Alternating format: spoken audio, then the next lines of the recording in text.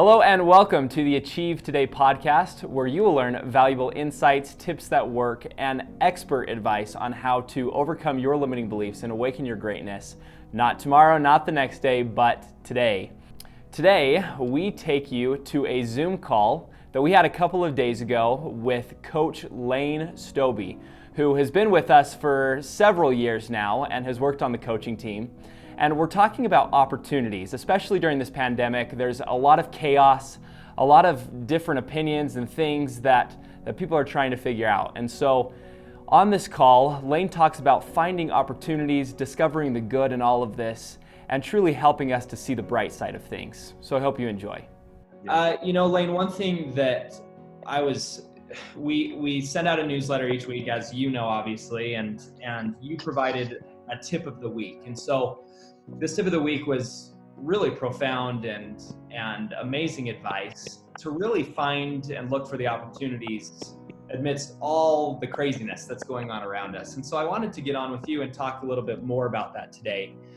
And so, especially when people are struggling, right? Trying to find opportunities to either make more money or build their relationships. There's a ton of stuff. So first off, what are some simple tips or what advice would you give to look for opportunities rather than take the negative path, which is so easy sometimes, and look for kind of all that's going wrong? Like, how do you look for the opportunities rather than the bad?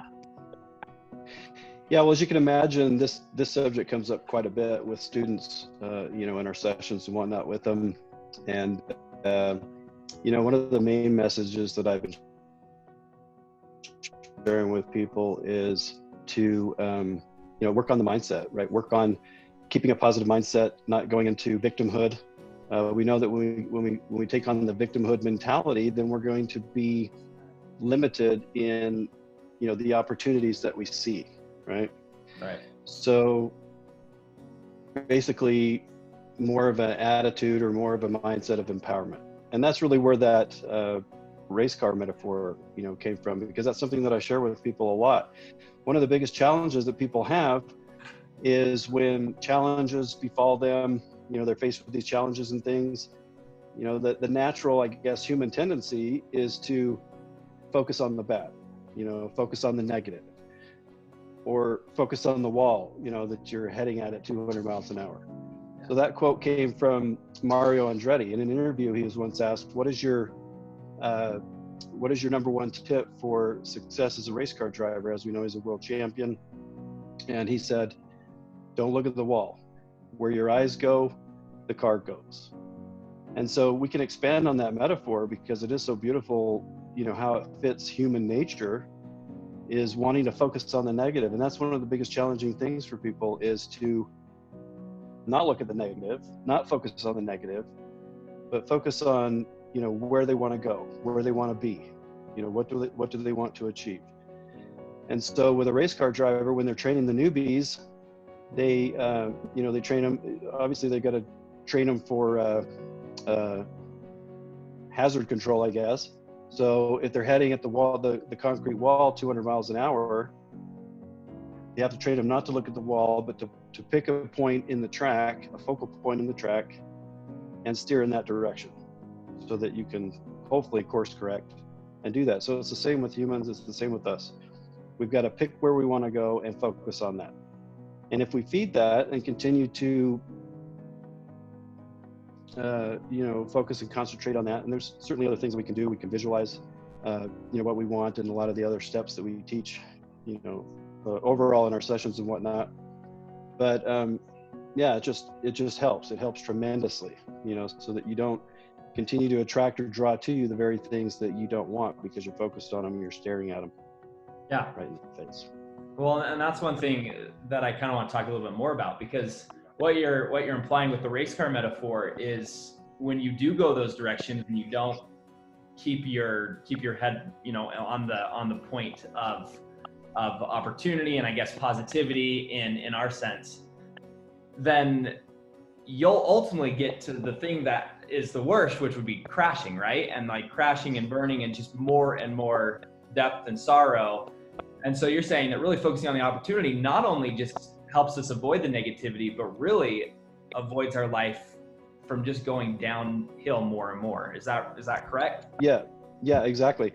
And then again, as I mentioned before, the opportunities, it opens your purview, if you will, to see the opportunities as opposed to just creating this narrow tunnel of Right. just the negative stuff, right? Because Right. again, if you're focused on that, what happens is it kicks in your reticular activating system, which is a mechanism in our nervous system, I believe located, somewhere back here at the back of the brainstem. Yeah. And what happens is that reticular activating system filters out a ton of information, as you can imagine. Every day we're getting bombarded by billions of bits of data, maybe even trillions of bits of data. And what would we, if our brains and subconscious was trying to process all of that information, we'd be, our heads would explode. Right. We'd be on constant overload, right? Yeah. So what happens is whatever you're focused on, whatever has an emotional impact on you, this starts to kick in and trigger this reticular activating system to, well, let me back up. It's filtering out most of this information that I was talking about most of the time, and it's really just allowing through the information that's important to you, right? So things like that have an emotional impact on you, things that you're really interested in, things that you focus on, that's what's going to show up. That's what the filtering system is going to allow to come through. So, there actually is a biological science to what's happening when we limit ourselves to opportunity.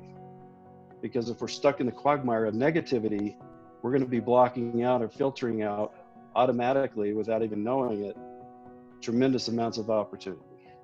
Gosh, no, oh man, I really like that. And it just gives such a motivating reason to continue to look forward. I mean, obviously people want to do that anyway, but sometimes they can get stuck in these tracks of negativity and they miss these opportunities, like you're saying. And it just gives a lot of motivation to keep moving forward and keep trying your very best to look at positive. So I really love that. I want to dive into some real practical things that people can do, especially while they're struggling with so many different aspects of their life. So I have here just a list of different things that students have either reached out to us or like we're seeing in the world, just different things that people are going through. And I just want to get your perspective, being a coach and really having a lot of experience guiding people and directing people to that light or to that real good point of direction. And so I just want to get your thoughts on what you think, what would be the opportunity here that people can look for? So if you want, you call it like, what's the opportunity here, right?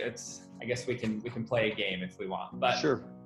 Okay. So the first one is, kind of goes into probably something that people are struggling with. And a lot of people have seen some unexpected situations recently. So this one would be hours cut or your job lost. What would be the opportunity in there, in that situation?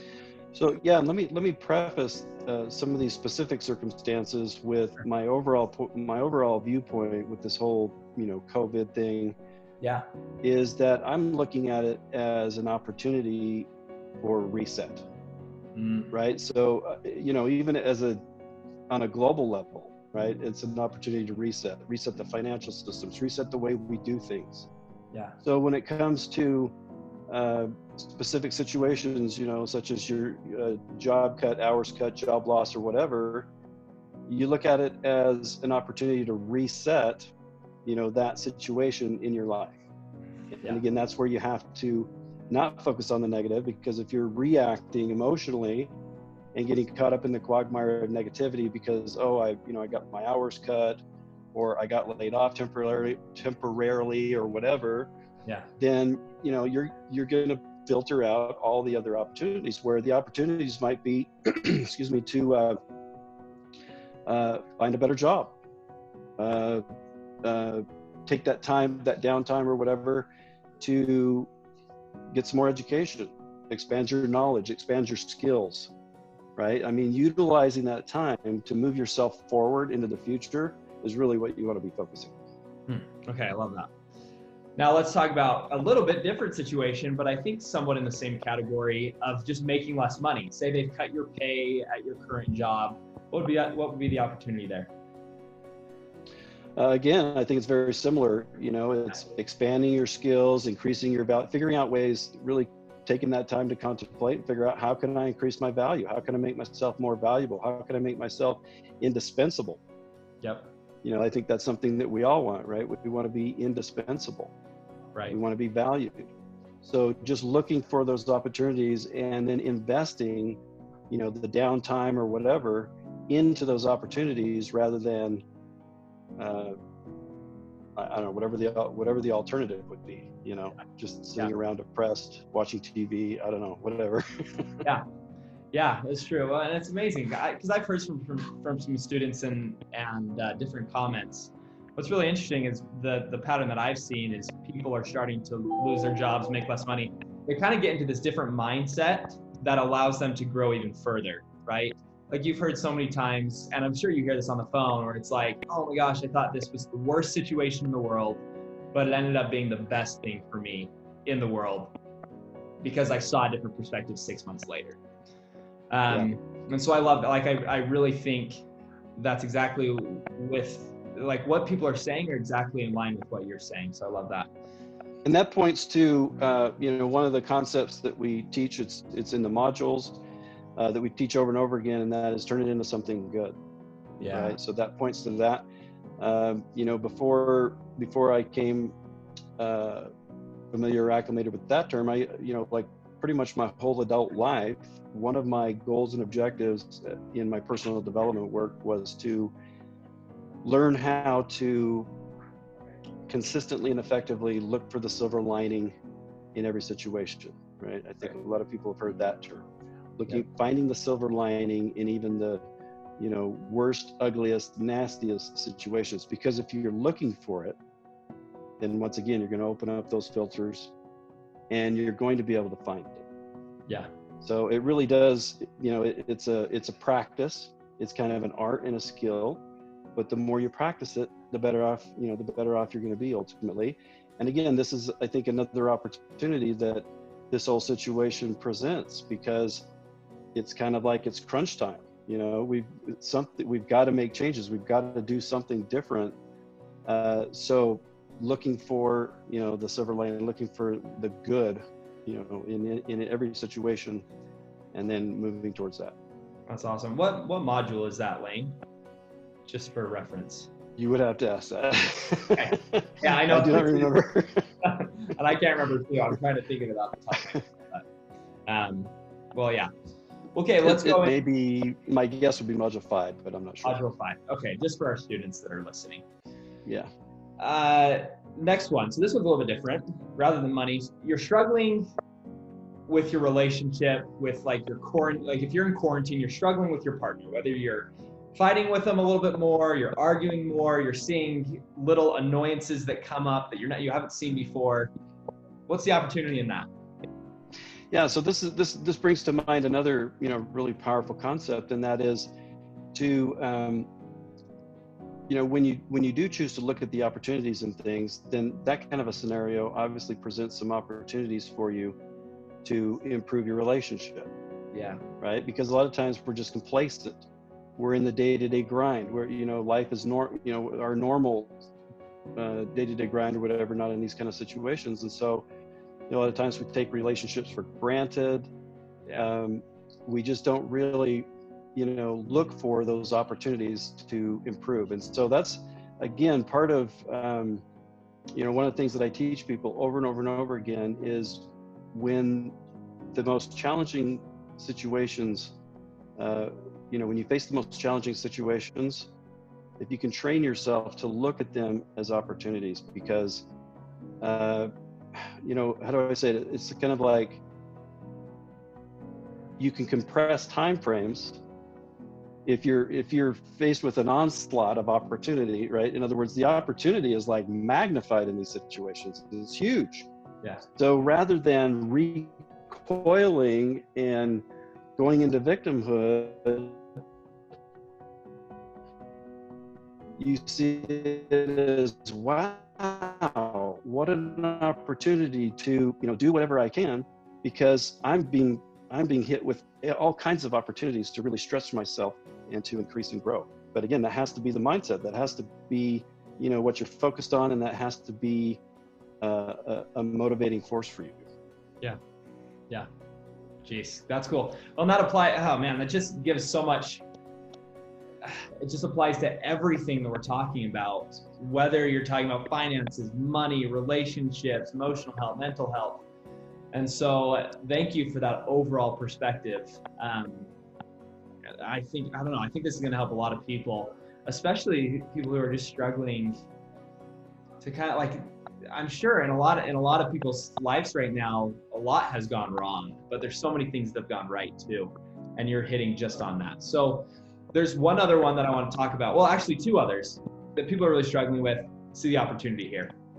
Extroverts, extroverted people, I think, are having a little bit harder time with this transition, being stuck inside, not being able to communicate or talk to as many people. So what would be an opportunity for them specifically? Well, the thing that comes to mind is it's an opportunity to go inside, right? To go inward. Yeah. Because if your tendency is to be outside, and the term extrovert really just means to me that it's someone who thrives on and is fed by a lot of social interaction, right? Yep. Whereas an introvert, they can function, they can be social, but it doesn't take very long in a social atmosphere or environment, and they're drained. They're just drained, sequester themselves to recharge their battery, right? To rejuvenate or recover, or whatever, if you will. But certainly, I think if someone is more inclined to always be looking at at the outside world, mm-hmm. that there's certainly some opportunity to go inside. I mean, we've heard the saying over and over again. Our outside world is a reflection of our inside world. So, that's your opportunity to go inside, discover things about yourself that maybe you haven't ever known before. Yeah. Again, identify skills, and whether social skills or career skills or relationship skills or whatever that can help you to improve and just show up better in the world in lots of different ways. Those are the big opportunities. Cool. Yeah, I like that. Then last one, say you have kids at home and really no time to yourself, especially during this time. What's something that they can do?